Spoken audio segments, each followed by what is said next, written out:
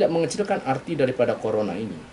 Namun kondisinya itu bisa menjadi 10 atau 20 atau 1000 kali lebih luas, 1000 kali lebih besar ketika kita dengan pikiran kita disengaja atau tidak memperbesarnya. Sama kayak seperti gini.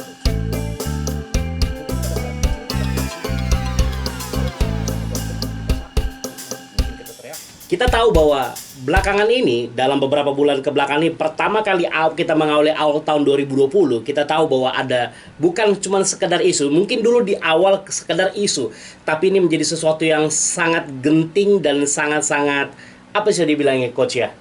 Kritis ya, masa-masa yang paling kritis yaitu tentang, yang kita mau bahas adalah tentang virus corona.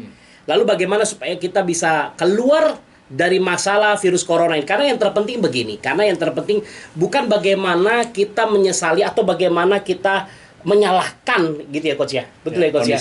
Menyalahkan kondisi ya. Mungkin kalau kita mau menyalahkan, mungkin semua orang akan menyalahkan kondisi saat ini adalah mungkin dalam tanda petik di mana pertama kali virus itu menyebar, yaitu di kota Wuhan kalau nggak salah ya. Tapi sekarang bagaimana kita meresponi masalah ini? Karena ketika kita salah respon, di sini nih Coach yang sebenarnya yang saya perhatiin ya. Karena ketika kita salah respon, bahkan menurut saya Coach ya, bahkan virus corona ini akan jauh lebih besar efeknya. Padahal sebenarnya gini, mungkin kalau saya bilang ya, misalnya virus corona ini punya kekuatan efek 5, jadi 10 gara-gara cara respon kita yang salah gitu loh. Nah, ini yang saya mau bahas dengan Coach Siopan adalah gini. Karena Coach Siopan ini kebetulan adalah seorang yang disiplin ilmunya adalah tentang memori otak. Nah, ternyata memori otak kita ini punya pengaruh yang sangat besar untuk bagaimana kita meresponi kondisi kritis masalah corona di seluruh negara, termasuk Indonesia. Gimana nih Coach? Menurut Coach Siopan, apa sih tanggapan Coach Siopan dari setelah 3 bulan ya, kurang lebih 3 bulan ya, tentang virus corona yang awalnya menyebar di kota Wuhan dan akhirnya seluruh dunia. Dan ini kondisi ini bukan kondisi biasa sebenarnya Coach Siopan, tapi ini seperti yang Coach Siopan bilang adalah kondisi kritis. Menurut Coach Siopan sendiri, bagaimana melihat fenomena ini?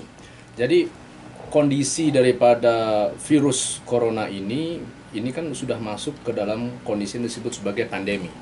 Ya, awalnya kan dari epidemics.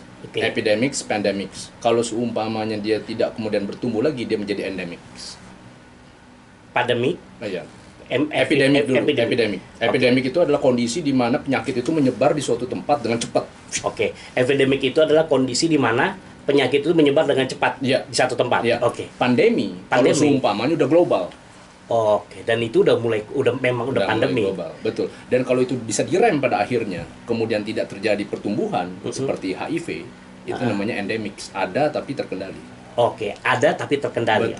Lalu bagaimana menurut Coach Siopan ya? Sekarang kan orang dari kondisi dulu ya, di awal corona ini dari pertama dipakai buat canda-candaan, lucu-lucuan, sampai orang kalau bilang gini, ini corona apa kolorna, ya kan banyak lagi tuh. Bahkan dari sesuatu yang lucu akhirnya menjadi sesuatu yang sangat kritis, di mana baru pertama kali muncul 2 orang di Jakarta aja kena corona, orang akhirnya ngeborong. Itu kapan nih kejadiannya ya? 2 bulan lalu ya, yang orang ngeborong semua, nggak ada 2 bulan, baru sebulan lalu. Iya, yang ngeborong supermarket, dan itu pun jadi sesuatu yang lucu-lucuan gitu loh. Nah, menurut Coach Siopan sendiri, itu dampak apa sih Coach? Kan kalau misalnya ada orang istilahnya gini, ada karena panik, atau ada yang karena choking, ya kan? Nah, menurut Coach Siopan ini, pandangan dari Coach Siopan sebagai orang yang disiplin ilmunya dari kekuatan memori otak, ini dampak apa? Panik atau choking, Pak? Pertama, kita harus menyadari dulu bahwa kondisi virus seperti kondisi pandemi saat ini itu sebenarnya sudah ada dari zaman dulu. Sudah ada. Yang paling tinggi membunuh itu adalah yang disebut sebagai Spanish flu. Itu tahun 1918. Flu yang munculnya tidak diketahui dari mana, cuman yang paling banyak pada saat itu ada orang Spanyol, makanya disebut Spanish flu. Kalau ini kan dari Wuhan. Dan yang paling banyak kebetulan pada saat itu adalah di Spanyol. Di Spanyol, jadi Spanish flu. Dan dia membunuh 1/3 populasi dunia. Sepertiga populasi dunia. Tahun berapa itu? 1918-an. Gitu. Lalu kemudian ada H2N2, H1N1, H3N2. Dan terus akan ada lagi. Dan ke depan kita tidak tahu apakah corona ini adalah sesuatu yang udah paling maksimum atau nanti ada lagi yang lebih dahsyat lagi daripada corona. Oke. Jadi memang situasinya sudah ada dari zaman dulu. Oke. Demikian juga kalau tahun-tahun Apa ini fenomena 100 tahun sekali? Soalnya saya pernah lihat di media sosial. Epidemi ini kan akan selalu ada. Kalau Coach Lisno masih ingat tahun 2014 ada yang namanya Zika flu. Bukan, Zika virus. Zika virus dari Brazil yang menyebar sampai ke Karibia. Ini bukan Zika Anda Zika yang lewat nyamuk pada saat itu ya. Zika yang lewat nyamuk pada saat itu. 2014 dari 2014. Brazil. Okay. Lalu kemudian ada swine flu. Lalu kemudian ada MERS yang dari Middle East. Jadi artinya bahwa kondisi epidemik ini adalah kondisi yang memang ada dari zaman dulu.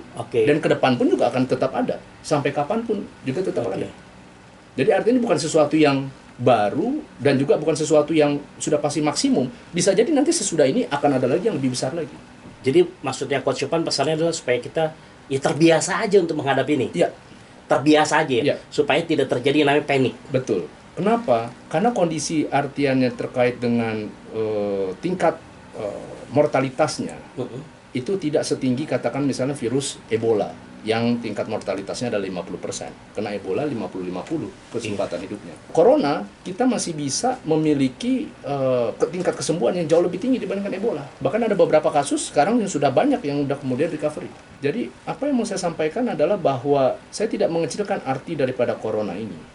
Namun kondisinya itu bisa menjadi 10 atau 20 atau 1000 kali lebih luas, 1000 kali lebih besar ketika kita dengan pikiran kita disengaja atau tidak memperbesarnya. Sama kayak seperti gini, Coach. Mungkin pada saat kecil kita pernah disuntik. Kalau disuntik sama dokter kita sakit.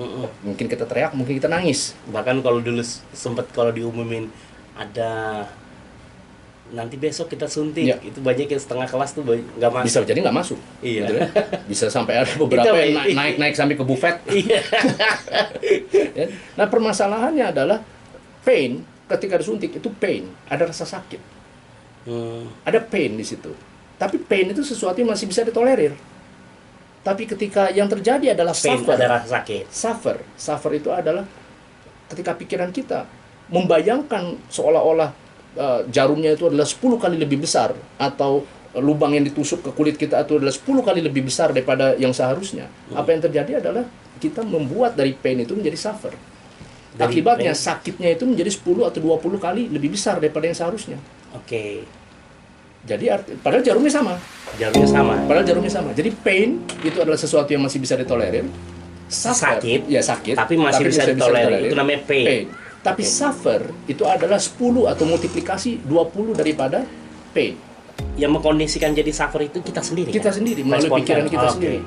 Nah itu yang tadi sebenarnya Coach Lisno sampaikan adalah bahwa kondisi daripada corona ini adalah kondisi yang serius. Tidak ada yang mengatakan bukan kondisi yang tidak serius, ini kondisi yang serius. Soalnya gini Coach, bukan saya bilang kondisi ini tidak serius, karena di awal pertama kali kita dengar corona itu dari Wuhan, itu masih di medsos, di kita kalau misalnya bercanda di WA atau kalau ketemu gitu masih ngomongin corona itu bukan sesuatu yang menakutkan gitu loh. Malah jadi sesuatu yang lucu-lucuan gitu loh. Nah sekarang saya perhatikan orang sekarang di fase panik menurut saya ya. Menurut saya panik. Nah bagaimana dengan menurut pandangan Coach Yopan?